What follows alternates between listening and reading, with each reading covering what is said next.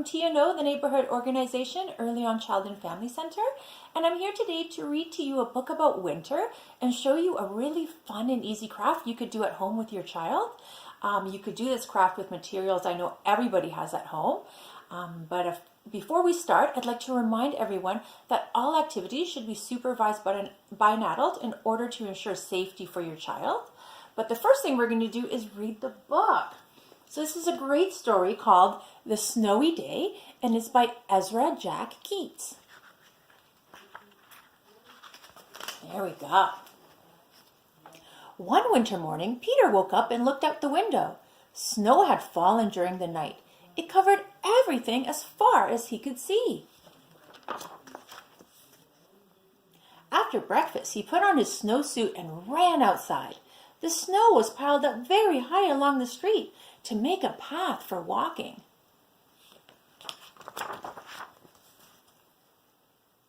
Crunch, crunch, crunch. His feet sank in the snow. He walked with his toes pointing out like this. He walked with his toes pointing in like that. He dragged his feet slowly to make tracks, and he found something sticking out of the snow that made a new track. It was a stick that was just right for smacking a snow-covered tree. Down fell the snow, plop, on top of Peter's head.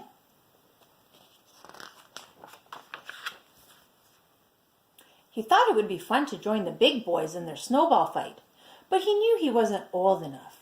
Not yet. So he made a smiling snowman and made angels.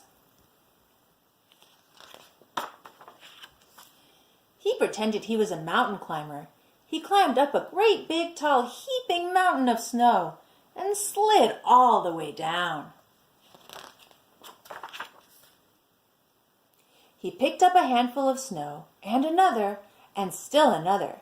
He packed it round and firm and put the snowball in his pocket for tomorrow. Then he went into his warm house. He told his mother all about his adventures while she took off his wet socks. And he thought and thought and thought about them. Before he got into bed, he looked in his pocket. His pocket was empty. The snowball wasn't there. He felt very sad. While he slept, he dreamed that the sun had melted all the snow away. But when he woke up, his dream was gone. The snow was still everywhere. New snow was falling. After breakfast, he called his friend from across the hall, and they went out together in the deep, deep snow.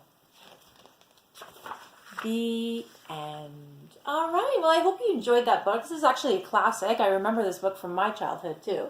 I'm just going to place it over here and then show you how you could make a snowflake craft. So I'm sure lots of you have done this one before. This one is very, very simple. All you need is a square piece of paper.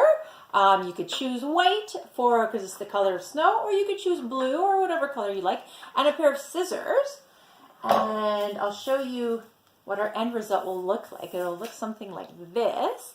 And I'll show you how we get that result. So the first thing you need to do is fold your paper into a triangle. Okay, so you start with your square shape and you fold it into a triangle like this, and then you're going to fold this triangle into a smaller triangle, just like that. And then you take this triangle and fold it one more time into a smaller triangle. Okay. And now what you're going to do is you're going to take your scissors and you're going to make cutouts in this small triangle, okay? So there's really no wrong way to do this. Just like real snowflakes, each one is going to look a little different depending on the cuts that you make. So I'm just going to cut out smaller triangles here. I'm going to do a little semicircle cut out there. do my shapes. I'm just kind of winging it. I'm not using a pattern, even though you could find lots of patterns online. I'm just kind of doing whatever I like.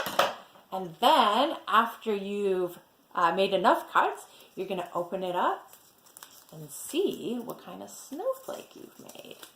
Ta-da! Doesn't that look pretty? It's so beautiful, and you could use that to decorate your house or your windows and give your place a nice festive feel.